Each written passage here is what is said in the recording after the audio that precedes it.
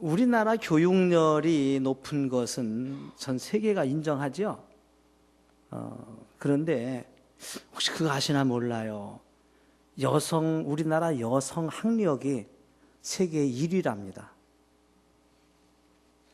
남자들은 별거 아니고요. 여자분들은 기본적으로 3개 대학을 다닌다고 그래요.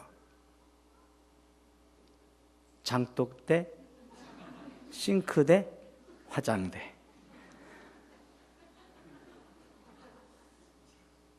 남자들은 군대밖에 없어요.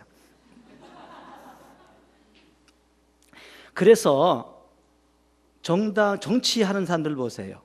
여당은 있어도 남당은 없어요. 선거 때 여론조사 하죠? 예? 남자들은 안 물어봐요. 남론조사라는 건 없어요. 외국에 나갈 때도 여권만 조사하지 남권은 쳐다보지도 않아요. 왜냐하면 이만큼 우리나라 여자분들이 강하기 때문에 그래요. 무슨 말인지 알아듣는지 모르겠어요. 별로 안 중요한 거고요. 오늘 이렇게 저희들에게 맡겨진 새해에 어떻게 신앙생활하고 또 어떻게 살아가는 게 좋을까, 이런 고민을 하면서 왔어요. 굉장히 멀게 생각을 하고 왔는데 그분께서 길을 딱 뚫어주셔가지고 신호등도 없고 막히는 데도 없고 사고 난 데도 없고 고장 난 데도 없고 너무 빨리 왔어요. 빨리 와도 너무 빨리 왔어요. 일찍 왔습니다. 감사해요. 기도하겠습니다. 하나님 아버지 고맙습니다. 존경하는 목사님 심혈을 기울여 목회하시는 현장에 이렇게 불러주시고 함께 말씀을 나눌 수 있는 기회 주신 것 고맙습니다. 부정한 종은 주의 도구일 뿐입니다. 주께서 말씀하시면 그 말씀 전할 수가 있사오니 오늘도 저희들에게 함께 하셔서 이 말씀이 저희들에게 축복이 되어지고 격려가 되고 양약이 되게 하옵소서. 종의 입술이 둔하고 잘못 전달해서 상처받거나 오해하거나 혹은 마음에 상심하는 일이 없도록 성령 하나님께서 듣는 이들의 마음도 주관하여 주옵소서. 예수님의 이름으로 기도드립니다. 아멘. 말씀의 제목을 하나님이 아끼는 사람이라고 했어요. 오늘 여자분들 얘기만 합시다. 여자분들이 그릇을 좋아하대요. 아닌 분도 있겠지만은 제가 제 아내랑 같이 쇼핑을 갑니다. 마트를 가요. 저는 이제 카트를 밀고 가고 제 아내는 앞에서 주워 담는데 꼭 가다가 그릇 가게만 가면은 딱 멈추는 거 있죠. 그러면 속으로 전 기도합니다. 주여 그냥 통과하게 하옵소서. 주워 담을까 봐서요. 한참 만져봐요. 이것도 만져보고 저것도 만져보고 이거 이쁘다 그렇지. 그러면 그런 것 때문에 이제 이렇게 하는데 참 천만다행인 것은 웬만해서는 안 집어담고 가요. 안 사거든 분명히. 안 사는데 그냥 지나가는 일은 없어요. 꼭 와서 한번 들여다보고 만져보고 두드려보고 나한테 물어보고 그래요. 근데 사진 않아요. 왜냐하면 집에 있는 그릇도 감당 못하니까. 그릇을 좋아해요. 근데 그릇들 가운데는 두 가지가 있어요. 막 쓰는 그릇이 있고 목사님 신방 올 때만 쓰는 그릇이 있잖아요. 다시 말하면 아끼는 그릇이 있고 막 쓰는 그릇이 있어요. 그릇만 그런 거 아닙니다. 수건을 생각해 보세요. 얼굴 닦는 걸 수건이라고 하고 그걸 가지고 방바닥을 닦으면 뭐라고 그래요? 걸레라고 그래요. 일은 어떻게 더 많이 해요? 얼굴은 한 평도 안 돼요. 근데 걸레는 온 방바닥을 닦거든요. 누가 더 고생했어요? 여러분은 걸레를 어디다 모셔놓습니까? 수건은 잘 걸어놓고 걸레는 처박아 놔요. 잘못하는 거 아닌가요? 고생하고 수고한 것은 걸레예요. 수건이 아니고. 근데 대접받는 건 수건이에요. 하나님 앞에 값지게 아끼면서 쓰임받는 사람이 있고 막 쓰는 사람이 있어요. 걸레같이 쓰임받는 사람이 있고 수건같이 쓰임받는 사람이 있어요. 아직 우리나라에는 안 들어왔지만요, 가롯 유다교라는 데가 있어요. 유다가 엄청난 일을 했다는 거죠. 왜? 가룟 유다가 아니었으면 예수님이 우리를 위해서 십자가에 지셨겠냐는 거죠. 그러니까 가룟 유다를 그분을 존경한다. 그분이 엄청난 일을 하신 분이다. 십자가 지신 분 다음으로 큰 일 하신 분이다. 그래서 가룟 유다를 굉장히 높이는 그런 종교가 있대요. 저 들었어요, 그냥. 근데 주님 뭐라고 했습니까? 물론 큰 일 했어요, 그러죠?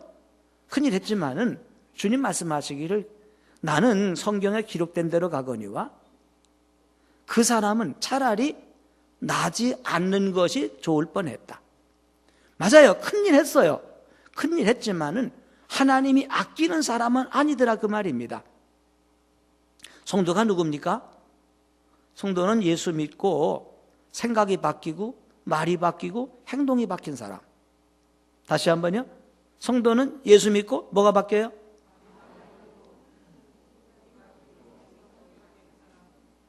생각이 먼저 바뀌어야죠. 생각이 바뀌고 말이 바뀌고 행동이 바뀐 사람이 신자거든요. 근데 수많은 신자 가운데서 하나님께서 아끼는 사람이 있고 조금 덜 아끼는 사람이 있어요. 이왕이면은 우리 목사님의 훈련받은 보라비전교회 우리 재직들 한 분 한 분이, 직분자들 한 분 한 분이 하나님께서 아끼는 사람 되시기를 축복합니다. 어떤 사람은 아끼느냐 하는 거예요. 요한계시록 20장에 보면은 하나님 앞에 두 가지의 책이 펼쳐 있다고 그랬어요. 하나는 생명책이 펴 있다고 그랬어요. 그 책에 이름이 기록된 대로, 기록된 사람은 하나님 앞에 가는 사람이잖아요. 근데 생명책이 펼쳐 있고 또 다른 책들이 있다고 그랬어요. 생명책은 단수로 되어 있고요, 또 다른 책들은 복수로 되어 있어요. 근데 거기 뭐라 했냐면은 그 책들에 기록된 대로 심판을 받더라 이렇게 말했어요. 그러니까 단수로 표현된, 한 권이라고는 말하지 않았지만은 단수로 표현된 그 책, 생명책에는 이름만이 기록되어 있어요. 거기에 이름이 있으면 천국에 가는 것이고 이름이 없으면 못 가는 거겠죠. 그런데 또 다른 책이 있어요. 그건 책들이라고 그랬어요. 여기는 그 사람의 행위를 기록해 놓았기 때문에, 삶을 다 기록했기 때문에 아마 책이 여러 권인 것 같아요. 그런데 오늘 읽어드린 말씀 보니까 또 하나의 책이 있잖아요. 17절에 무슨 책이 있다고 그랬죠? 여호와 앞에 있는 기념책에 기록하셨느니라. 기념책입니다. 그러면 하나님께서 그 기념책에 어떤 사람을 기록했느냐? 여기에 기록된 사람들은 하나님의 특별한 소유로 삼는다고 그랬어요. 그냥 특별한 소유가 아니고요, 하나님의 특별한 소유로 삼고, 또한 그 사람은 사람이 자기를 섬기는 아들을 아낌같이, 아들이 많이 있지만은 아버지를 잘 섬기는 아들을 더 아끼잖아요. 아끼는 것처럼 하나님께서 기념책에 기록된 사람들을 아끼리라고 그랬어요. 물론 오늘 나와 계신 여러분 한 분 한 분이 생명책에 이름이 있을 거예요. 없으면 큰일 나죠. 또 우리의 삶을 기록한 그 책들에도 우리의 삶이 기록되어 있을 거예요. 여기서 만족하지 말고 또 하나의 책인 기념책에 여러분의 이름과 삶이 기록됐으면 좋겠어요. 그럼 뭐가 기록됐을까요? 한번 생각을 해보세요. 예수 믿은 지 10년 되고 예수 믿은 지 20년 됐는데 내가 20년 동안 신앙생활을 해온 것 가운데에 아마 이것은 기념책에 기록됐을 거다. 내 기도 생활이나 봉사 생활이나 헌신 생활이나 뭐 헌금 생활이나 전도 생활이나 그 여러 가지 생활 가운데 적어도 아마 이거는 기록됐을 거야 하는 게 있을까요? 한번 있으면 오른발을 한번 굴러보세요. 나는 있을 것 같아요. 저도 예수 믿은 지가 40년 됐어요. 40년 동안 내가 살아온 삶 가운데서 기념책에 기록된 것이 뭐가 있을까? 그거 있을 것 같아요. 우리 신혼 때 건축헌금한 거 있거든요. 전도사 때입니다. 전도사 때 받는 월급이 5만 원이었어요. 옛날 얘기니까. 그것도 총각 때 2만 5천 원 냈는데요. 장가 들었더니 100% 인상해가지고 5만 원 주더라고요. 첫 달 월급 받아가지고 신나가지고 세댁한테 줬더니요. 어이가 없어가지고 웃더라고요. 왜냐면 저희 집사람 시집 오기 전에 월급 7만 5천 원 받았거든요. 그래가지고 시집을 왔는데 나는 갑자기 올랐다고 좋아가지고 들고 온 게 자기 처녀 때 받은 것만큼도 못 받았으니까 어이가 없어 웃더라고요. 어쨌든 그럴 때였어요. 그걸 쪼개야 돼요. 11조 헌금하고 뭐 이거 갖다가 하고 나서 적금도 들었어요. 한 달에 3,920원 넣었어요. 3,920원씩 12번을 넣으니까 그게 5만 원짜리더라고요. 근데 그 당시 교회 예배당을 진대요. 건축헌금을 하자고 그래요. 할 게 없잖아요. 제가 집사람 보고 그랬어요. 여보, 우리 언제 이 교회, 그때 영생교회인데 이 영생교회를 위해서 헌금하겠는가? 우리 이렇게 한번 해보자. 우리가 가지고 있는 돈을 다 드려보자. 그때는 쳐다봐요. 뭐 먹고 사나 싶어가지고. 아니, 일주일만 지나면 또 생활비 나오잖아. 마지막 주니까. 뭐 일주일은 버틸 수 있지 않냐고. 그러니까 어쨌든 주머니 턱 털어가지고 은행에 있는 것까지 다 꺼내가지고 있는 거 다 드리자. 정말 그랬어요. 적금도 깨고요. 3,960원짜리 그것도 깨고요. 그 다음에 동전까지 집에 있는 돈은 다 모아다가 건축헌금으로 새벽에 드렸어요. 얼마인가 묻지 말아요. 그래봐야 얼마 안 돼요.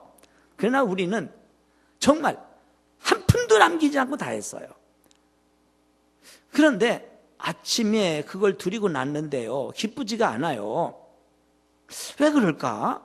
아까워서 그럴까? 생각해 보니까 또 남은 게 있어요. 그게 뭐냐면은 우리 딸아이 100일 반지가 몇 개가 있었어. 그때 100일 때 한돈짜리는 없었고 반돈짜리 반지가 한 서너 개 들어왔거든요. 금도 돈이죠. 얼른 떠오르는 게 반지 생각이 나는 거예요. 그래서 제 아내 보고 그랬죠. 우리가 다 드린다고 했는데 안 드린 거 있네? 그랬더니 뭐냐 그래요. 그랬더니 내가 그랬죠. 지영이 100일 반지. 그랬더니 그러는 거예요. 그거는 우리 거 아니지. 지영이 거지. 그럼 지영이한테 물어보면 되지. 그래서 100일 막 지난 애기한테 물어봤어요. 지영아, 우리가 건축헌금을 다 드리는데 네 반지가 3개가 있거든. 이거 드려도 되지? 그랬더니 얘가요 방긋 웃더라고요. 아까우면 찡그리고 막 울 거 아니겠어요? 그래서 싱글싱글 웃기래. 거봐 웃잖아. 이거 드립시다. 이래가지고 그까지 드렸어요. 다음날 그날이 수요일 날이었어요. 수요일 날 저녁에 나머지 반지까지 드렸어요. 예배 드리고 왔는데요, 그날 밤에 잠이 오지 않아요. 아까워서? 기뻐서. 너무 좋은 거 있지요. 정말 좋았어요. 한참 잤다 뒤척이다 잠이 안 와가지고 이렇게 보니까 제 집사람도 안 자고 있어요. 자, 안 자? 그랬더니 잠이 안 와. 그래서 아까워서? 그랬더니 아니래. 내가 그래야지. 너무 좋다 그치? 그랬더니 그때 그래요. 너무 좋대요. 우리 집에 있는 건 내가 돈 될 수 있는 건 다 드렸어. 아무것도 없어. 물론 그것이 성전 건축에 얼마 될지는 몰라요. 벽돌 몇 개값밖에 안 되겠지만은 우리는 정말 기뻤어요. 그리고 하나님께서 정말 기뻐하시는구나, 우리는 그걸 느꼈어요. 지금까지 40년 지난 지금까지 그 이상 많은 것 드려보지 못했어요. 물론 돈 액수로서는 몇 배 많은 것들을 성전 지으면서 했지만은, 그러나 그때처럼 해보지는 못했어요. 저희도 2년 전에 성전을 다시 증축하고 금년에 또 한 층을 더 올리고 이렇게 계속 하고 있지만은, 그때마다 한번 우리 가지고 있는 거 다 드려보자. 아직 얘기 못했어요. 우리 집사람 하자 그럴까 봐서. 그러면서 이제까지 헌금 생활한 걸 가운데 아마 그거는 기념책에 있을 것 같아요. 없으면 말고요. 혼자 착각하고 사는 거죠. 뭐. 자, 저는 그렇게 살았으면 좋겠어요. 이거 매일 할 필요는 없고요. 매일 할 수는 못하지만은 평생에 한 번, 두 번만큼은, 한 번이나 두 번 정도는 하나님 앞에 기념될 만한 삶을 살았으면 좋겠어요. 왜? 이런 사람들을 하나님께서 아낀다고 그랬고 하나님의 특별한 소유로 삼겠다고 하셨기 때문에. 자, 그러면 어떤 사람들을 여기다가 기록했는가? 먼저 16절에 보면은 그때에 라고 하는 말로 시작하고 있어요. 그때에. 도대체 그때가 언제입니까? 그때를 아십니까? 예, 그때가 그때죠. 말라기 선지자가 나오던 시절, 바벨론에서 70년 동안 고생하던 유대인들이 스룹바벨의 인도를 받아서 예루살렘에 돌아왔어요. 그들이 돌아온 목적은 오직 한 가지, 성전을 재건하는 거였어요. 뜨거운 마음으로 성전을 건축을 했어요. 근데 해보니까 마음처럼 쉽지가 않았어요. 가지고 있는 돈도 얼마 없었고요. 그래서 그만 건축하다가 중단해버리고 말았어요. 아직 돈도 없고 돈 더 모아가지고 하자. 근데 모아집니까? 안 모아지더라고요. 그게 지나간 게 무려 14년을 지났어요. 그때에 학개 선지자와 스가랴 선지자가 나와서 그들을 책망도 하고 격려도 해요. 돈이 없다고 못 짓느냐? 산에 올라가 나무를 베어다 건축해라. 반드시 백향목을 사다가 지을 거 없지 않느냐? 반드시 거기다 금을 붙여야만 되는 거 아니지 않느냐? 돈이 없으면 산에 올라가 나무를 베어다가 줘라. 그러면 천하만국의 모든 보화가 내게 이를 것인데 그때 더 봉사할 수 있지 않느냐? 격려해 주었어요. 그때 그들이 새 힘을 얻어가지고 정말 비록 백향목으로 짓지는 못했지만은 성전을 재건을 했어요. 성경에 말합니다. 만군의 여호와가 이같이 말하노라. 조금 있으면 내가 하늘과 땅과 바다와 천지를 진동시킬 것이고 또한 모든 나라를 진동시킬 것이며 모든 나라의 보배가 이르리니 내가 이 성전이 영광이 충만하게 되리라. 만군의 여호와의 말이니라. 천하만국을 진동시켜서 모든 보화를 불러 모아주겠다고 그랬어요. 그들은 기대를 했어요. 성전 멋지게 지었어요. 그리고 봉헌했어요. 몰라요. 보라비전 교회도 예배당 칠 때 그런 거 했나 모르겠어요. 어떤 집사님, 어떤 장로님 예배당을 칠 때 아파트를 팔아서 헌금을 했대요. 그래가지고 사글세로 가서 고생했는데 3년 만에 하나님께서 아파트 하나 주고 뒷밭 하나 주고 2개 줬다고. 그때 막 그 말 듣고 얼마나 간증을 재밌게 하고 얼마나 뜨겁게 하는지, 야, 나도 해야 되겠다. 이래가지고 은혜를 받아가지고 집에 가서 아파트 팔아가지고 건축헌금을 했어요. 근데 우리 집은 아파트가 안 생기네. 아니, 그 간증 가진 집사님 하나님하고 우리 하나님하고 다른가? 그 집사님은 아파트 팔았는데 3년 만에 아파트 뒷밭도 2개 생겼는데 왜 우리는 지금도 사글서 살고 있어요? 문제가 뭡니까? 문제가 어디 있냐면요, 간증입니다. 제가 좀 어려운 말 쓸게요. 간증은 보편성이 없다.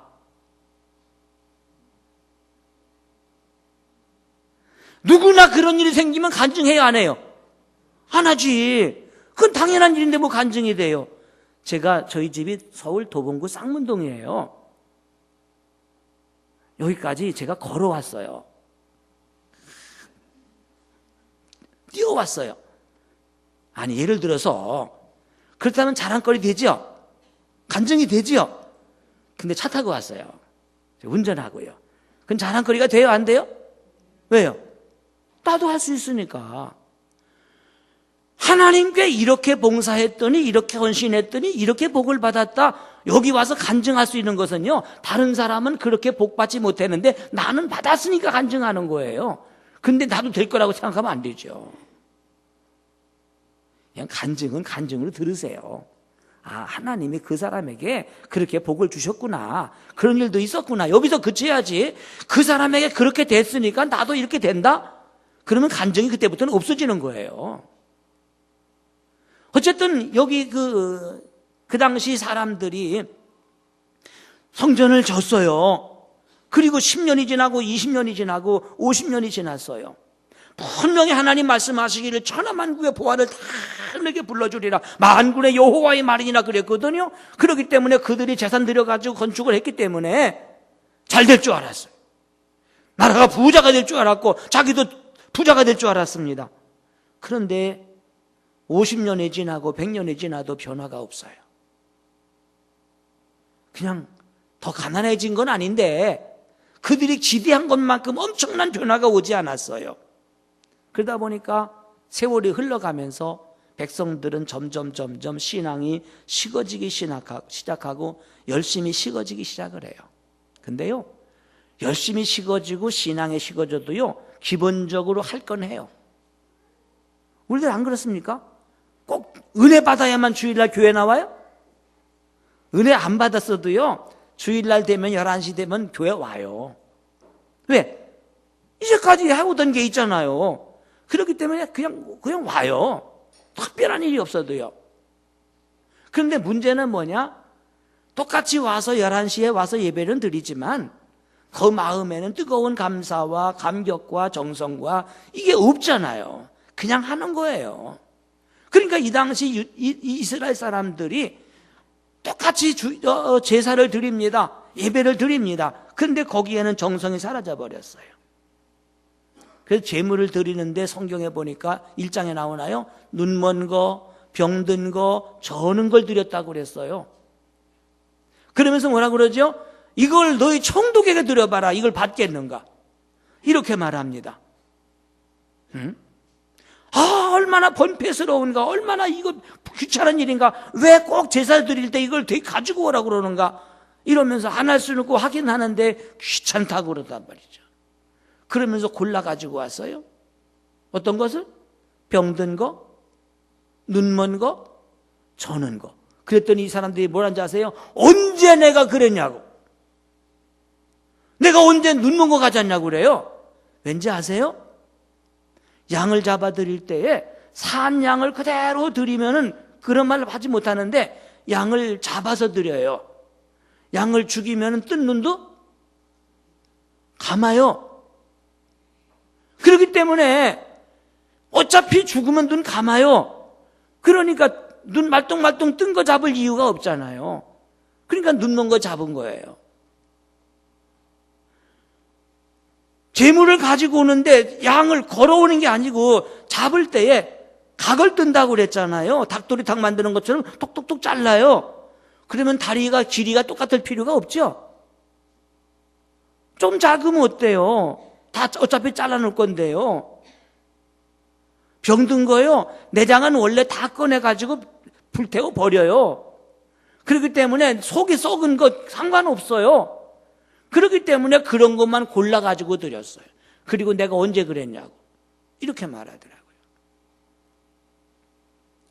몇 년 전의 이야기인데, 그땐 저희 집이 없고, 주택이 없고, 전세 살고 있었어요. 이제 집주인한테 명절 되면은 그래도 인사는 해야 하잖아요. 그래야 오래 살지. 그래서 비싼 건 하지 못하고 그냥 식용유 아니면은 뭐 이렇게 무슨 비누 이런 거 해가지고 명절날 선물을 드려요. 해마다. 추석 때 한 번, 설 때 한 번. 근데 한 번은 추석 때가 됐는데, 추석 전날인가? 전날이 됐는데 우리 주인 아주머니가 저희 집사람 불러요. 지영이 엄마 그래요.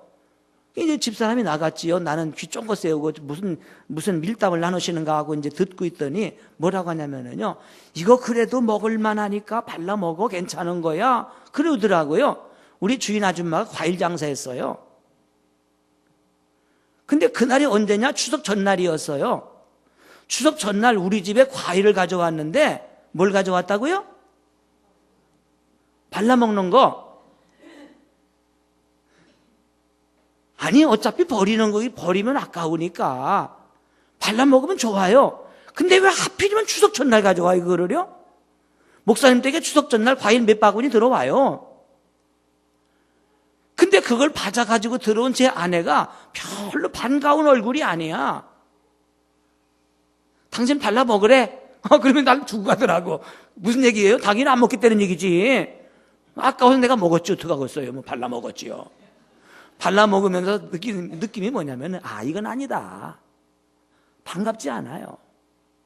다시 말하지만 명절이 아니고 평상시 같으면은 아까우니까 한 집 식구들이니까 마루에 앉아가지고 그 성한데 잘 발라 먹으면 재미있고 맛있고 그러잖아요. 우리가 하나님께 잘못하게 되면은 이런 신앙을 갖게 되더라 그 말입니다. 그뿐인가요? 어쨌든 이렇게 살아갈 때예요. 그때라고 하는 것이 이렇게 열정이 식어지고 감사가 식어지고 기쁨이 사라져버리고 마지못해서 교회 나오고 마지못해서 신앙생활하던 그때에 여호와를 경외하는 자들이 피차의 말함에 여호와께서 그것을 분명히 들으시고 근데 말이죠. 그때 그 사람들이 모여서 여호와를 경외하는 사람들 몇 사람이 모여서 그들이 말을 했어요. 근데 무슨 말 했는지가 기록이 안 돼 있어요. 근데 하나님은 이걸 들었대요. 그들이 한 말을. 그래서 그들이 한 말을 기념책에 기록해 두었다고 말씀하고 있거든요. 그럼 무슨 얘기했을까요? 궁금해. 저는 천국 가면은 물어볼 게 참 많아요. 처음에 예수 믿을 때부터 노트를 하나 써가지고요. 궁금한 것 표지다 써놓고요. 천국 가면은 물어볼 것들 다 써놨어요. 베드로 만나면 물어볼 거, 바울 만나면 물어볼 거, 예수님 만나면 물어볼 거 해가지고 다 써나가다가요. 나중에 안 썼어. 왜냐면은 그걸 못 가져간다고 해서.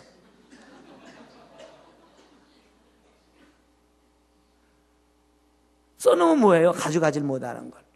근데 고린도서 13장에 보니까 지금은 거울을 보는 것 같이 희미하나 그때는 얼굴과 얼굴을 맞대어 볼 것이요 그랬더라고요. 지금은 거울을 보는 것처럼 희미하나 거울이 희미하게 보여요? 잘 보여요? 성경을 기록할 당시는 유리거울이 아니고요. 청동거울이에요. 노쇠 같은 거. 그러니까 이게 반짝반짝 닦아놓으면 잘 보이는데 조금 지나면 잘 안 보여요. 희미하게. 그래서 거울로 보는 것처럼 희미하다고 그랬어요. 그런데 하나님 앞에 가면은 얼굴을 마주대해 본다.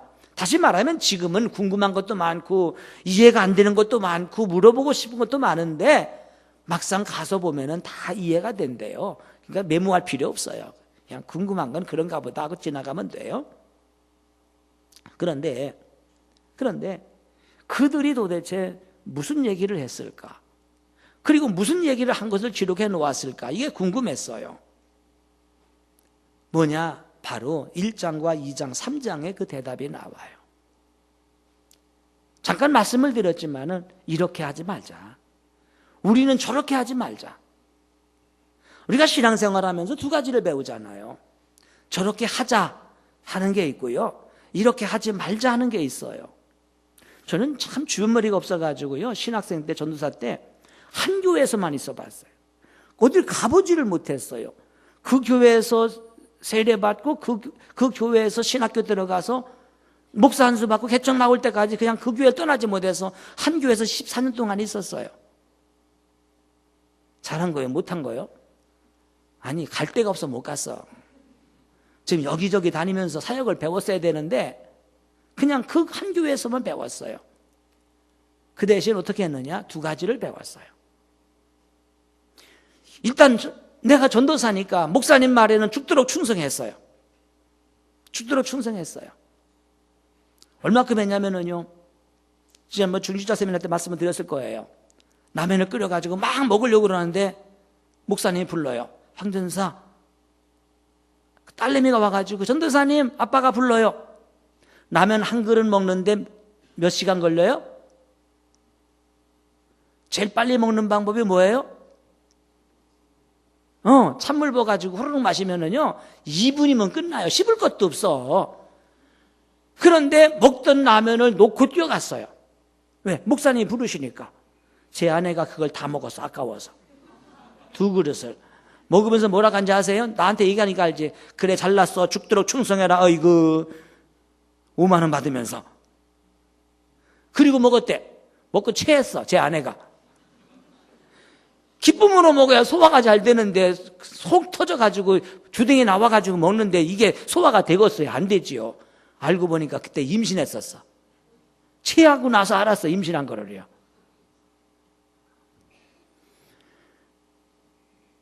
그렇게 충성을 했어요. 그러면서 내가 뭘 했냐면 두 가지를 배웠어요. 우리 목사님에게서 야, 이렇게 목회는 이렇게 하는 것이구나. 이걸 배웠고요. 또 한 가지는 이렇게 하면 교회 말아먹겠다. 이건 아니다. 목사님이 다 잘하는 건 아니잖아요. 그래서 마찬가지로 노트 하나 만들어가지고 오른쪽에다가는 내가 배울 거 그때 메모해가지고 이렇게 목회하자. 지금은 말하면 안 돼요. 그렇죠? 내가 부교육자니까 나 혼자 하는 거야. 이 왼쪽에다가는 이건 이렇게 하지 말자. 나 혼자 메모해놨어요. 그리고 목사님 방침에 무조건 따라주었어요. 그리고 지금 개척하면서부터는 그 노트를 꺼내가지고 하나하나 체크해가면서 이건 하지 말자. 이렇게 하면 안 되지? 그래서 여기까지 지금 30년 동안을 지내왔어요. 자, 그러면은 여기 말라기에서 말하는 그 시대의 신앙생활 속에서 우리가 배울 것 두 가지가 있어요. 이렇게 하면은 하나님이 그 사람을 아낀다고 그랬어요. 첫째는 뭐냐? 예배입니다. 예배를 정성껏 드려요. 교회가 가지고 있는 여러 가지 기능이 있어요. 교회에서 뭐 하지요? 예배만 드리나요? 예배, 교육, 전도, 봉사, 구제, 친교. 이게 교회의 기능이에요. 6가지를 해요, 교회에서. 근데 그 6가지 가운데서 가장 중요한 것이 뭐냐고 물으신다면 예배입니다. 다른 것은 안 할 수도 있고 못 할 수도 있어요. 그렇죠? 바쁘면 생략할 수도 있어요. 그런데 예배는 아무리 바빠도 생략할 수가 없어요. 왜? 대상이 교육을 누구 시키는 거죠? 사람을 교육시켜요. 전도 누구를 하는 거죠? 사람을 해요. 봉사 누구한테 하지요? 사람에게 해요. 친교 누구랑 해요? 사람과 해요. 그런데 예배는 누구에게 해요? 하나님께 드려요. 그렇기 때문에 모든 것보다 가장 우선된 것이 예배예요. 예배가 없이 다른 것 잘하는 거 이거 반갑지 않아요. 사실은요, 목회하다 보니까 다른 거 조금 모자라도, 물론 다 잘하면 좋지요. 그러나 다른 거 조금 모자라도 예배에 충실한 사람이 반갑더라고요. 그런데 우리 한국교회가 언제부터인지 모르겠지만 예배는 대충 드리고 회의는 아주 목숨 걸고 회의를 해요. 그 회의 너무 많이 하면 회의가 와요. 저희 교회는 당회도 밥 먹을 때만 당회예요. 먹을 일 있으면. 먹을 일 있으면 당회 안 하고 그냥 전화 통화를 하고 말아요. 예배는 대충 드리고 모여서 다른 것, 뭐 친교하고 봉사하고 개 잡아서 사치기 하는 건 열심히 한다 이 말이죠. 그러니까 교회가 문제가 돼요. 사실은 가장 우선할 수 있는, 해야 될 것이 뭐냐? 예배입니다. 다른 건 다른 사람에게 맡길 수가 있어요. 그런데 하나님께 드리는 예배는 누가 대신할 수가 없어요. 나와 하나님과의 문제거든요. 그만큼 중요한 거예요. 제가 신학교를 다니면서 교회가 크지 않았어요. 한 150명, 200명? 그다음 150명 됐을 것 같아요. 제가 혼자 북치고 장구치고 춤추고 노래하고 다 했어요. 토요일 되면 그때부터 바쁘기 시작을 해요. 토요일 오후에 중고등부 예배가 있고 저녁에 되면 청년부 예배가 있고 그거 끝나고 나면은 청소해야 돼요. 그때는 집사님이 청소도 안 해주대. 그래서 제가 청소 다 했어요. 청소 다 끝나고 나면 주보 만들어야 됐어요. 주보는 그때는 등사기로 했어요. 그 가리방 긁어가지고 등사 시커멓게 등사 다 하고 그렇게 만들어 놓고 나면 밤 12시가 좀 넘어요. 잠깐 눈 붙이면 4시면 일어나야 돼요. 왜? 새벽 예배 준비해야 되니까. 새벽 4시에 문 열어놓고 불 펴놓고 목사님 오시길 기다리고 끝나고 나면은 바로 또 다시 흐트러진 의자 정돈해놓고선 그 다음에 전도 나가야 돼요. 주일학교 전도 나가야 되니까. 주일학교 전도 나가서 마이크 둘러매고 나가서 북치면서 전도하고 한 바퀴 돌아오면 줄 따라오는 사람들이 한 20명 있었어요, 그때는요.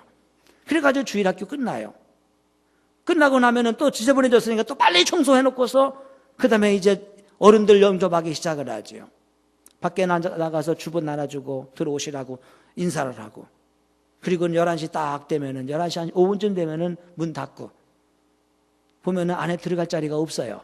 어디 앉느냐? 밖에 현관에 저 문 닫은 저쪽에 밖에 앉아 있는데, 딱 앉자마자 그 시간부터 졸음이 몰려오기 시작을 하는데, 어젯밤 잠 못 잔 거 다 하루 종일 피곤하고 긴장했던 거, 토요일 날 일요일 아침까지 모든 피곤이 한꺼번에 몰려오는데, 사람이 가장 무거운 게 눈꺼풀이래요.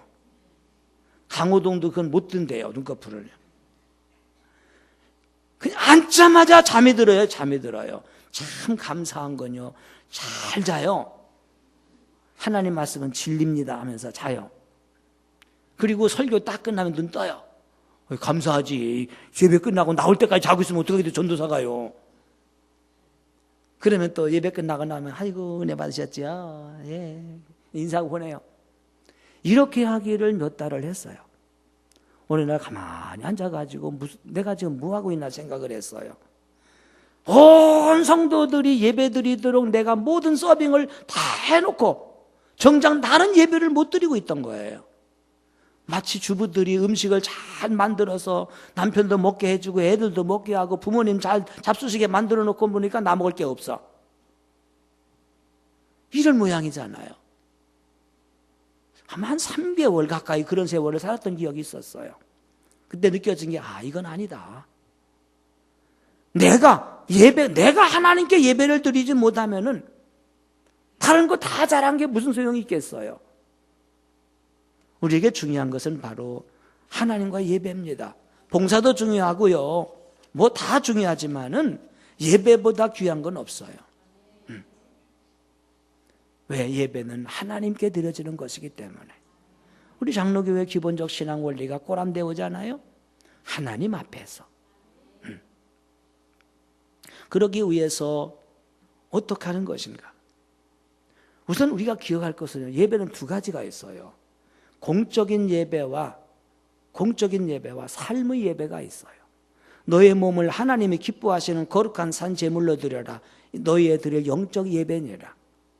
우리가 오늘 주일 예배 마치고 내일 출근하잖아요.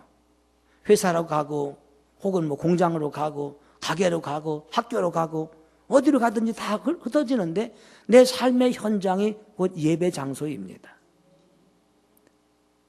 주부들이 집에 설거지하는 것이 예배고요. 직장생활하는 게 그것이 예배입니다. 가게 문 열어놓고 손님을 맞이하는 것이 예배입니다. 우리는 모든 삶이 예배예요. 이건 삶의 예배라고 하거든요. 이렇게 삶의 예배를 잘 드린 사람이 주일날 다시 모여서 공적인 예배를 드려요. 엿새 동안 개차반으로 살다가 주일날 와서 예배 드리면 엿새 동안 잘못한 거 다 용서받는 거요? 면죄부 받는 시간은 아니란 말이죠. 삶의 예배가 중요한 것만큼 우리는 주일 예배도 중요해요. 이 두 가지가 균형을 이루어야 돼요. 근데 예배를 드리면서 잘못 알고 있는 게 있어요. 그게 뭐냐면은 내가 은혜 받으러 온다는 생각이야. 아니 그럼 예배 드릴 때 은혜 받으러 오지 은혜 주러 와요?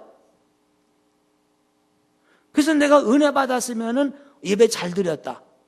오늘 설교에 은혜가 안 됐으면 오늘 그냥 별로네 그냥 이런단 말이죠. 은혜는 그분이 주시는 거예요. 주시건 안 주시건 예배는 우리가 정성껏 드리는 것이고요. 쉽게 설명하면요. 이제 한 달쯤 있으면 설날 오잖아요. 설날 세배 하잖아요. 세배 왜 하죠? 세뱃돈 받으려고 해요. 어르신 공경하니까 하는 거예요. 세배하고 나서 세뱃돈 받은 걸 보니까 당연히 심사임당이 들어있을 줄 알았더니 율곡 2가 들어있어요. 그럼 세배 잘한 거예요? 못한 거예요? 그럼 못한 거예요? 세뱃돈에 심사임당이 들었으면 세배 잘한 거고 율곡 2기가 들었으면 잘못한 거예요? 아니에요. 세뱃돈을 얼마 주시건 그건 그분이 하실 일이고, 우리는 어르신에게 정성을 다해서 세배를 드리는 거잖아요. 그래요. 예배도 마찬가지. 예배도 마찬가지. 그분이 오늘 우리에게 어떤 은혜를 주실지는 몰라요. 상관없어요. 주시면 감사하죠. 감사하죠. 그러나 그걸 떠나서 내 자신이 하나님 앞에 온전히 드려진다. 이것이 진정한 예배 자세거든요. 그러기 위해서는 예배가 연습을 해야 돼요. 오늘도 보니까 연습을 참 많이 하셨대? 그렇죠? 기도 끝나갔더니 벌써 쫙 나타났어, 어서. 깜짝 놀랐어요. 어떻게 왔지? 연습 안 하고 됩니까, 이것이? 얼마나 많이 연습을 했어요. 결혼 주례를 하는데요. 목사님 딸내미를 주례하는데 신부 입장 그랬더니 안 들어와. 빨리 들어오세요. 문이 안 열려, 저쪽에서. 문이 열리고 들어와야 되는데 빨리 문 열어보라고 그랬더니요. 목사님이 딸을 붙잡고요. 왔다 갔다 해. 오른쪽 서는 건지 왼쪽 서는 건지 몰라가지고. 아니, 그 목사님도 주례를 몇 번, 여러 번 했거든요. 근데 자기 딸을 데리고 들어갈 때 왼쪽 발 끼고 들어가는지 오른쪽 발 이쪽 서보니까 아닌 것 같고 이쪽 서니까 아닌 것 같아가지고 우왕좌왕하고 있더라고요. 그냥 데리고 와요. 그래서요, 이 유럽이나 이런 데서는 결혼식 전날 리허설을 해요. 똑같이. 한번 똑같이 해봐요. 우리는 그거 안 하죠? 그러니까 이제 우왕좌왕하고 당황할 때가 생기잖아요. 자, 예배도 마찬가지. 하나님께 정성껏 예배하기 위해서는 연습이 필요하고 준비가 필요해요. 찬양대가 왜 있습니까? 찬양대와 우리가 똑같이 우리가 부르면 되지 찬양대가 왜 불러요? 다른 점은요, 찬양대원들은 찬양을 연습을 해요. 준비를 해요. 우리는 준비 안 하잖아. 그냥 주변인 대로 그냥 불러버리고 말잖아요. 그 차이가 있는 거잖아요. 그러면은 지금 세상이 점점 편해지다 보니까 예배도 자꾸 편해지려고 그래요. 편해지려고 그래요. 그러다 보면은요, 이제 아마 인터넷 예배, 지금 벌써 시작했잖아요. 인터넷 교회가 생겼어요. TV 예배. 저 큰 교회 본당에 못 들어가니까 저쪽 별관에 가서 TV로 보거든요. 별관에 가서 TV를 보나 집에서 TV로 보나 뭐가 달라요? 점점 편해지는 거잖아요. 제가 드라마를 한번 써봤어요. 자, TV 예배들이 오늘 꼭 교회 가려고 했는데 바빠가지고 못 갔어요. 근데 다행히 우리 교회 예배 실황에 위성 중계한단 말이죠. 그래서 이제 가장 되시는 분이 군기 잡는 거예요. 자, 모여. 우리 오늘 교회 못 갔으니까 여기서 예배 드리자. 다행히 우리 목사님 설교 저 TV 나오니까 여기서 예배 드리자. 다 빨리 모여. 이래가지고 다 거실로 모이게 하고 TV 앞에 앉으라고 그래요. 봤더니 하나가 양말 안 신었어요. 양말 신어. 빨리 신고 나와. 이래가지고는 딱 정자세 시켜가지고서는 가장 앞에서 지도해가지고 예배를 잘 드렸습니다. 근데요, 이게 한번 해보니까 참 좋더라고. 교회까지 안 가도 되고요. 그래서 이제 웬만하면은 우리 여기서 합시다. 근데 두 번째는요, 하나가 안 일어나는 거야. 하고 안 일어나.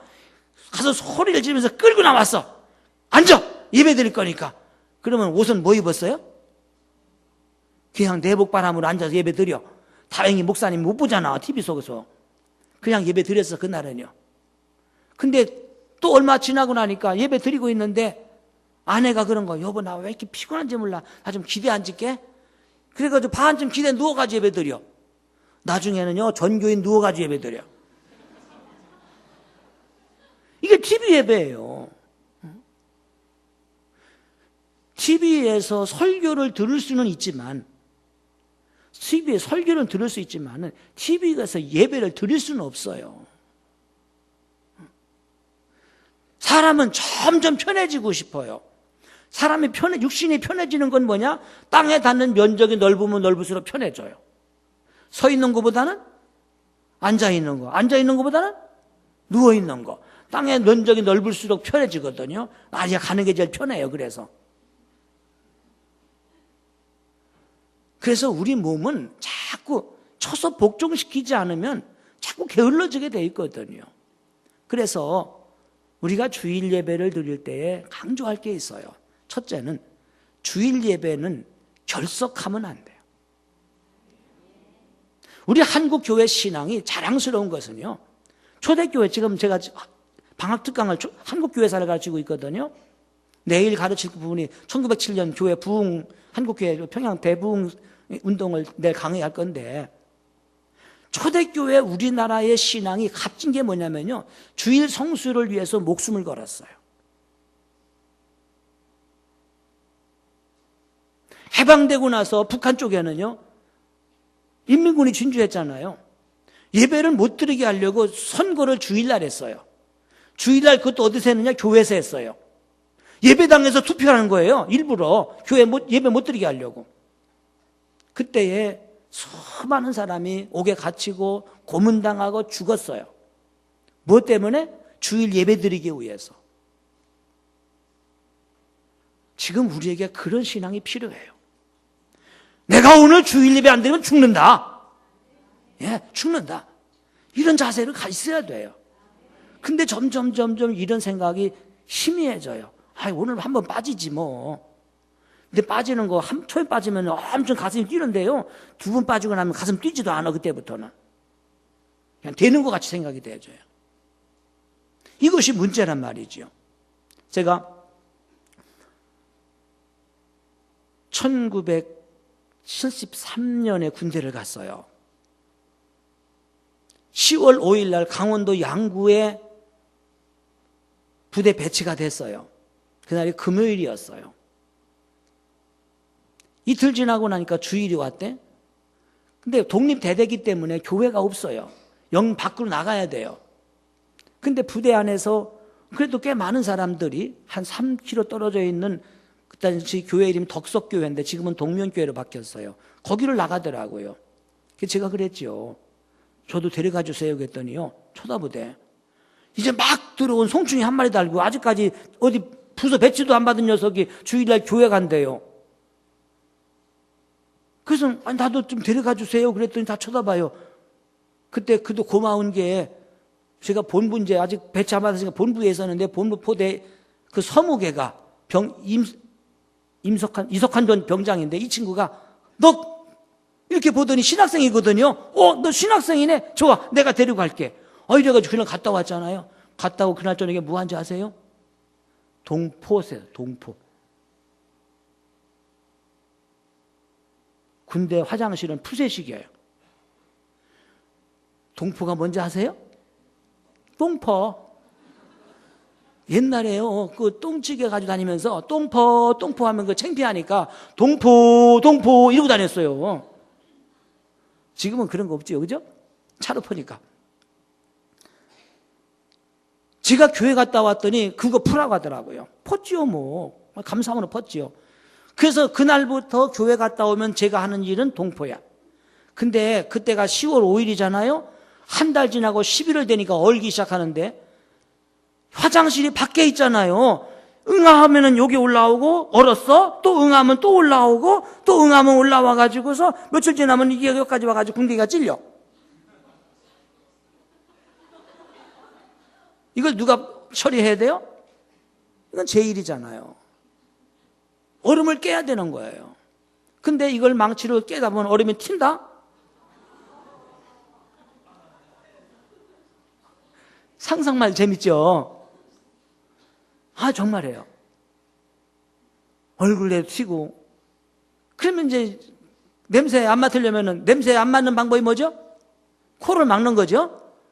코로 숨 쉬면 냄새 나잖아요. 코로 숨 안 쉬려면 어디로 쉬어야 돼요? 입으로 숨을 쉬다가 얼음을 깨면 얼음이 어디로 들어가요? 그랬어요. 그래도 감사했어요. 왜? 나는 교회 갔다 왔다. 오늘 교회 갔다 왔다. 그것 때문에 이렇게 하니까 사람들이 날 보고요, 지독한 놈이라고 하더니 1년 지나고 나니까 부대에서 인정받았어. 아주 쟤는 죽어도 갈 놈. 쟤는 주일날 일요일날 교회 안 보내면 난리 날 놈. 한 번은 비상이 걸렸어요. 비상 걸리면은 전부 완전 군장하고 총을 메고 전투 준비하고선 뭐 난리가 났거든요. 최전방이니까. 근데 주일날 아침에 비상 걸린 거 있죠. 그 실전이었어. 훈련 상황이 아니고. 왜냐면은 그때 그 휴전선에 그 공비가 둘이 넘어와가지고선 전체가 비상 걸려가지고 난리 났거든요. 아, 나는 걱정인 거야. 10시가 다 됐는데 빨리 교회 가야 되는데. 그 줄로 밀고 와서 그랬죠. 주번사관한테.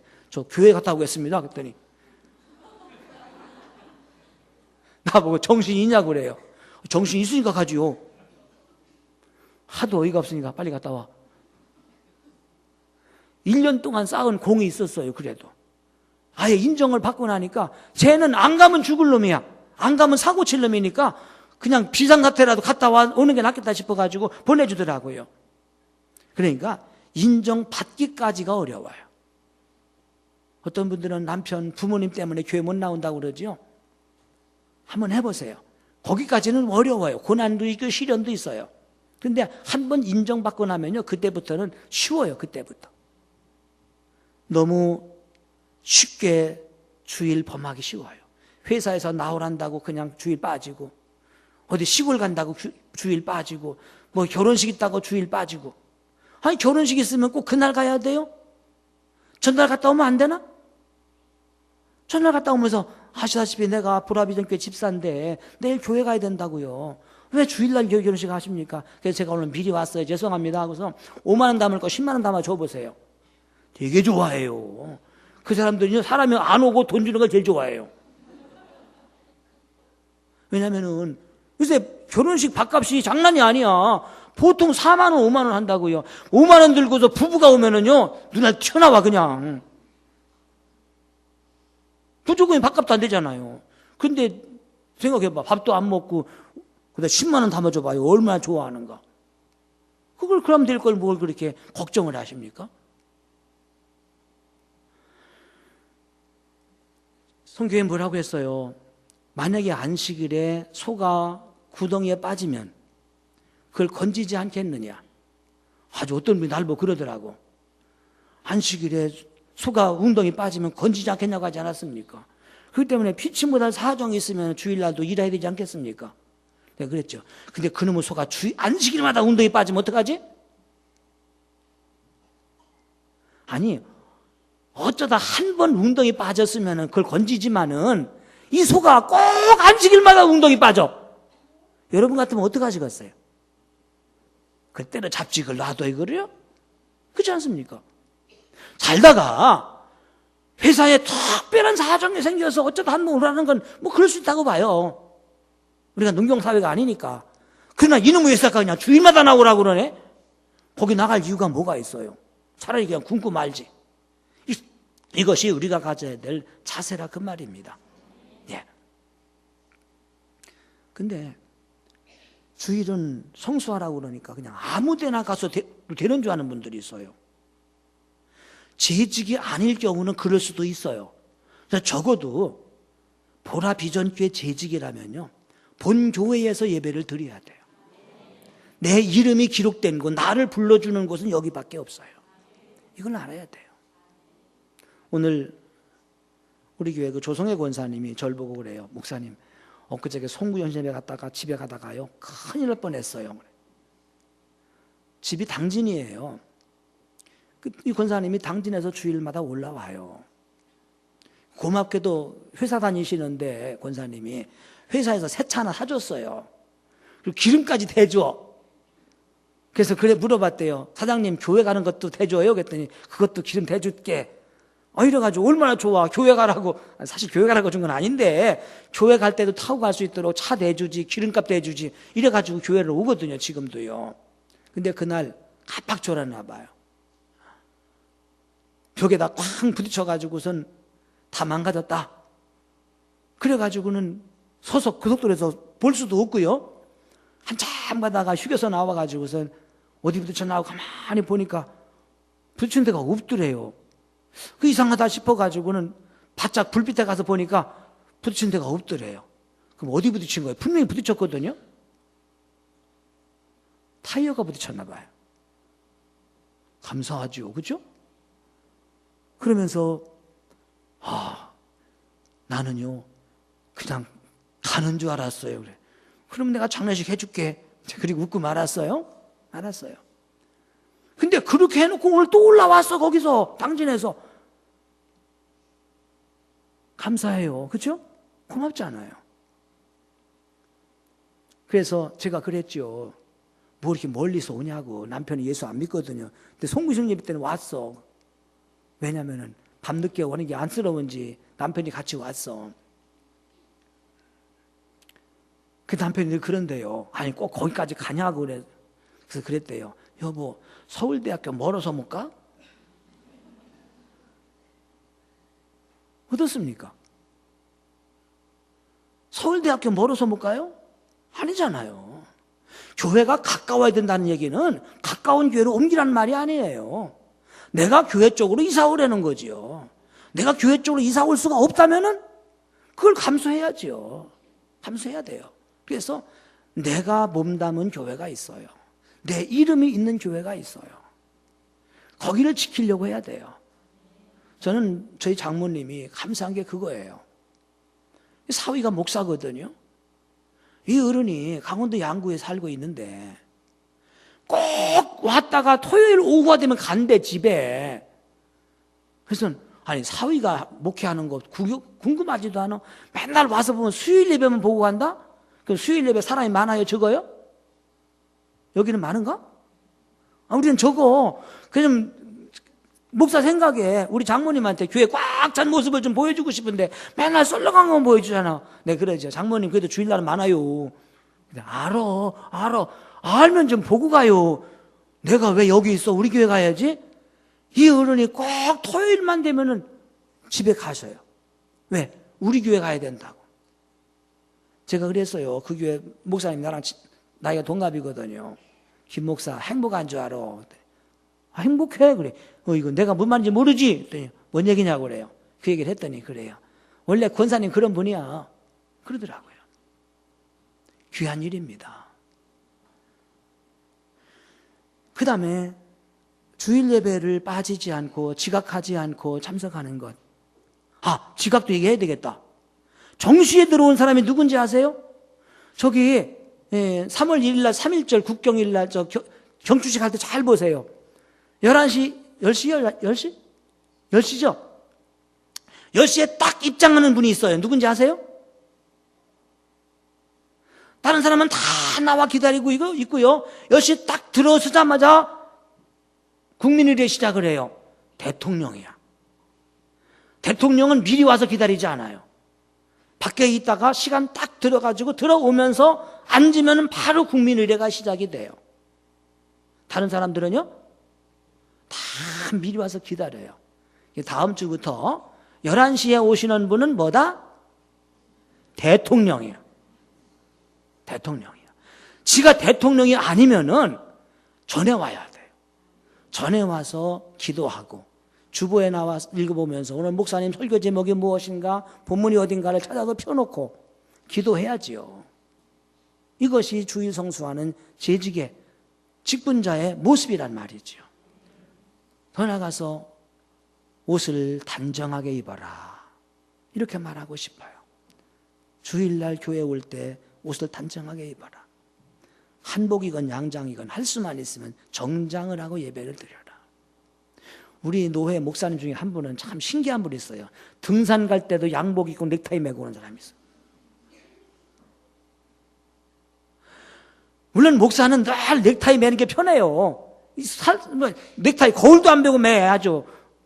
저 운동 아침에 하는데 운동하면서 새벽기도 끝나고 그냥 가니까 이렇게 하고 가거든요. 그래서 운동하고서 샤워하면서 넥타이 매고 있으면 나보고 신기하대. 아니 거울도 안 보고 매요. 그래.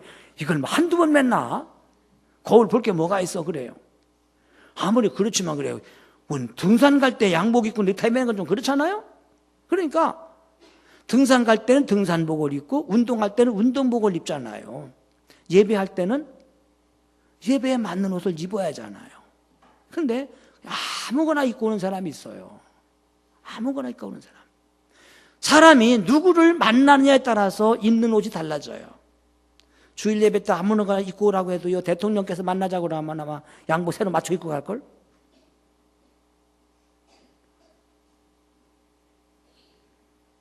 제가 여름에 한 번은요, 정말 기절할 뻔했어요. 젊은 여자 집사님이 여름에 예배가 막 시작을 했는데 들어오는데요, 런닝셔츠 입고 들어왔어. 아이고, 얼마나 놀랐는지 몰라. 어떻게 교회 오는데 런닝셔츠를 입고 와요? 제가 그랬죠. 끝나고 나서 제 아내 보고, 여보, 그 김미선 집사 왜 오늘 런닝 입고 왔어? 그랬더니, 여보, 그 런닝 아니야. 그게 뭐야? 그랬더니, 소대낫이야. 난 소대낫이가 뭔지 모르겠어. 소매 없는 거 이렇게. 근데 흰색이야, 그게. 그러니 저 멀리 흰색 소매 없는 거 입고 들어오는데 멀리서 보니까 뭐 입고 온 거예요? 런닝셔츠 입고 온 거지. 이제 그때부터 그랬어요. 수염 보이는 옷은 입지 말아라. 그때 깎고지요 또 이런다 또. 우리 교회 소유주님 더 저랑 비슷해요. 1998년에 로마를 갔어요. 로마에 갔어요. 로마 가다 보면 그래도 뭐 우리와 종교가 다르지만은 베드로 성당은 가봐야 될 거 아니겠어요? 그래서 그날 관광 코스가 베드로 성당이었어요. 7월 날이 더운 날이라서 그날 따라서 반바지 그다음에 반팔 티를 입고서 갔지요. 딱 들어가는데요, 경비 아저씨가 딱 나를 막는 거야. 노! 그래요. 그래서 왜냐고 이렇게 쳐다봤더니요, 이거 가르치면서 이거 안 된대. 반바지 안 된대요. 다른 사람 다 들어갔거든. 우리 일행은요, 나만 못 들어가는 거야. 큰일 났어. 제가요, 외국은 딱 2개밖에 몰라요. 한국말하고 방언하고 이거 2개밖에 못해요. 더구나 라틴어는 진짜 못해요. 근데 일행은 다 들어가는, 나는 못 들어가는 거야. 반바지는 안 된대요. 예배들이 미사 들어간 거 아니거든요. 관광하러 간 거죠. 뭐 어떡하겠어요? 못 들어가겠는데. 근데 못 들어가는 게 문제가 아니라 내가 일행과 떨어지잖아요. 그 큰 성당에서 어디서 만날 수가 있을 것이고, 어디서 만나는 약속도 안 했잖아요. 그 당시에 휴대폰도 없던 시절이거든요. 하늘이 막 노래지고요, 우주선만 날아다니더라고요. 다른 사람하고 떨어지는 건 괜찮은데 제 아래랑 떨어지는 건 문제가 커요. 그러다가 가만히 생각하니까 방법이 떠오르더라고요. 그래서 속에 집어넣었던 저 위에 티셔츠를 쑥 빼내니까 좀 길더라고 이게. 그리고 바지를 쭉 내렸어. 궁뎅이 걸치게. 이랬더니 바지가 7부 바지가 되더라고요. 근데 그리 가면 아까 그 사람인 줄 알까 봐서 그 문 안 들어가고 이쪽 문 들어가서 어그저그저 들어가니까 이렇게 쳐다보는데, 이게 반바지는 아니고 그렇다고 긴 바지도 아니고 참 쳐다보더니 뒤로 보내더라고요. 들어가자마자 바지 걷어 올리고서 막 찾았어. 그랬더니 제 아내가 얼굴 사색이 돼가지고선 계속 맨 뒤에 딱 뒤를 쳐다보고 있다가 내가 오니까 얼마나 반가운지 견우중년 만나는 것도 반가워하더라고. 어떻게 들어왔냐고 해서 내가 이렇게 했지. 그 뒤부터 제가 그래요. 교회에서. 미사 드리러 가는 것도 아니고 관광객들도 반바지는 교회에서 허용 안 되더라. 근데 우리가 하나님께 예배 드리러 오면서 반바지는 좀 심하지. 근데 누구는 어떤 사람은 그러더라고요. 하나님은 중심을 보신다고 또 배꼽티를 입고 오더라고요.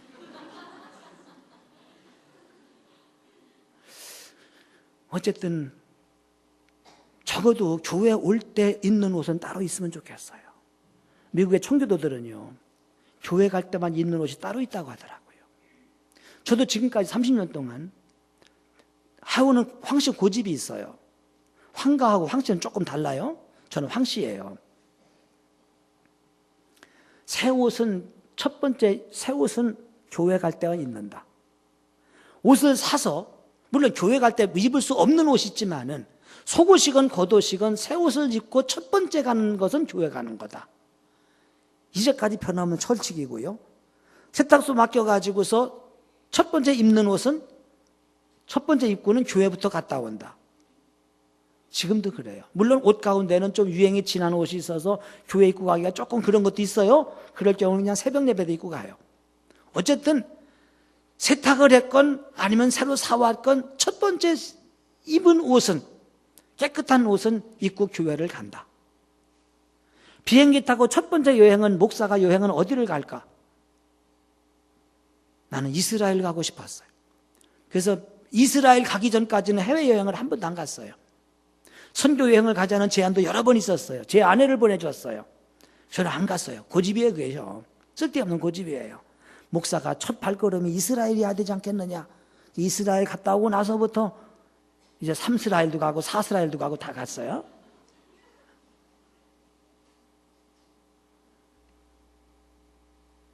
사실은요, 옷을 입으면 그 옷이 그 사람의 행실을 좌우해요.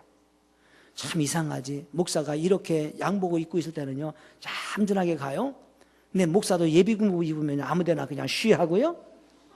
예비군복 입으면 아무데나 들어놓아요. 제 옆에 통합측 창동교회 목사가 저랑 동갑인데 예비군, 그 당시에 예비군 있을 때 같은 중대, 같은 소대에 있었어요. 둘이서 보쳤을 때 길바닥에 딱 누워가지고 그랬어요. 광 목사, 나는 우리 교인 몇 명 안 되는 게 괜찮은데 광 목사는 교인 많아가 들킬걸. 그러면 그래요. 설마 여기 누워있는 게 광 목사인 줄 누가 알겠어? 그리고 누워있어, 천연덕스럽게.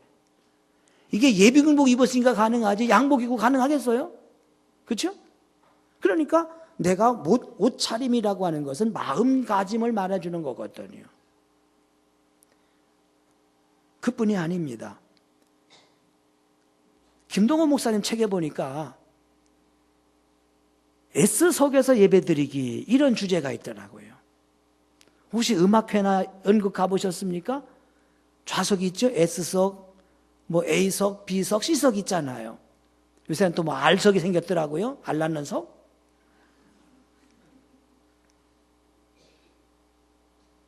앞에 S석은 엄청 비싸잖아요. 그렇죠? 근데 제일 좋은 자리야. 여기 계신 분들이 S석 아닙니까? 여기가요. 저 뒤에는 C석이에요. 근데 내가 어디 앉느냐는 것은요, 내가 어디에 앉느냐고 하는 것은 그 사람의 자세를 보여주는 거예요. 참 이상하지. 그런데 여기도 그런지 모르겠지만 자기 자리를 고수하는 사람이 있어요. 껌 붙여놓은 것도 아니고 이름표 붙여놓은 것도 아닌데, 근데 제발 부탁하는데요, 재직들은 의자 끝에 앉지 마세요. 안으로 들어가 앉아요. 안에 자리가 있는데도 꼭 끝에 앉아가 누가 올려 그러면 이렇게 비켜줘. 그게 비켜줘. 거기다 내가 들어가면 안 되나? 아니, 외국 다른 데서 온 손님들 같은 분은 좀 멋쩍으니까 그렇게 한다고 치지만은 적어도 재직들은 교회 주인이잖아요. 그렇죠? 그렇다고 그러면은 어느 자리에 앉든지 일단 내가 안에 들어간다. 왜요? 어차피 중간에 못 나가. 나가요, 못 나가요? 못 나가잖아. 축도 끝날 때까지 어차피 못 나가는데, 아니, 겉에 있다고 빨리 나가고 안에 있다고 늦게 나가나? 하긴 뭐 먼저 나가면 밥 먼저 먹을 수 있겠지. 그건 아니잖아요. 시간이 많이 지나가기 때문에 이제 마지막 마치려고 해요. 우리가 예배 생활을 너무 하다 보니까 그 예배 생활이 이제는 타성에 젖어버렸어요. 생각을 하지 않고 예배 드려요. 기대하지 않고 예배를 드려요. 아침에 교회 나오면서 오늘 하나님께서 목사님을 통해서 무슨 말씀을 주실까? 한번 기대를 한번 해보세요. 그러면요, 돌아갈 때에 정말 기쁨으로 돌아갈 수가 있어요. 기대하는 사람에게는 은혜가 임하고요, 기대하지 않는 사람에게는 기대하는 것처럼 은혜가 임하지 않거든요.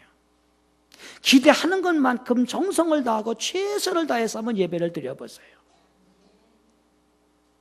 예배의 성공자가 인생의 성공자라는 걸 기억하면서 금년에 우리의 삶 속에서 주님과 동행하고 주님께서 기뻐하시는 예배의 성공자가 되기를 주님의 이름으로 축복합니다. 기도하겠습니다. 하나님 아버지, 고맙습니다. 말라기 시대의 모든 성도들이, 모든 백성들이 제사를 안 드리는 것도 아니고 하나님을 경외하지 않는 것도 아니지만은 형식적으로 습관적으로 살고 있었을 때에 우리는 그렇게 하지 말자, 정말 하나님께 바르게 예배를 드리자. 그들이 서로 상의하고 서로 의논했을 때에 하나님은 이것만 가지고도 그것을 귀하게 여기시면서 그들의 이름을 여호와의 기념책에 기록했다고 하셨어요. 하나님 아버지, 금년 2015년 우리 보라비전 교회 모든 재직들이 예배의 성공자가 되게 하옵소서. 하나님께 인정받고 하나님께 사랑받는 일꾼들 되도록 하나님께서 복 내려주시고, 어떤 것보다도 하나님과의 관계 속에서 바로 맺어지는 복을 내려 주옵소서. 예수님의 이름으로 기도하옵나이다. 아멘.